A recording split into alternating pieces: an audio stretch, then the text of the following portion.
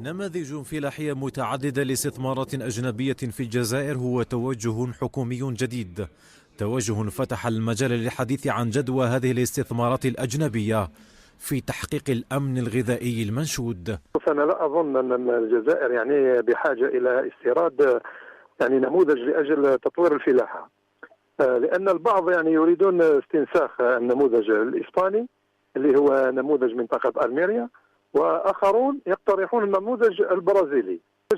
البرازيلي الذي يراد تطبيقه في الجزائر هو نموذج فلاحي تجاري رأسمالي محض، هي فلاحة غير رحيمة كما يقولوا.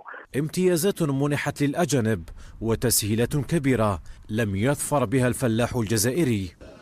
هما حبوا يجيبونا خارجيين، أنا نعطيهم تعهد فلاح قادر نخدم 500 هكتار، وبالدليل واش حب نديرو كان يشارج بيناتنا. هذا ما يجي من الامريكان يعطيه تسهيلات من البنكه، يعطيه من كل حاجه، يعطيه الارض ويعطيه كل حاجه، ويخدم الجزائريين، يعطيها الفلاح الجزائري ويعطيه تسهيلات اللي راح تعطيها المستثمر الامريكاني. استثمارات ونماذج فلاحيه تحفظ الخبراء من انعكاساتها على صغار الفلاحين. فلاحين صغار او الذين يستغلون الاراضي ذات مساحه متوسطه او صغيره، هم الذين حققوا لنا الاكتفاء الذاتي في كثير من المواد من الخضروات، ولذا لا يمكن ان نتخلى عنهم، بل يجب يجب دعمهم ومرافقتهم.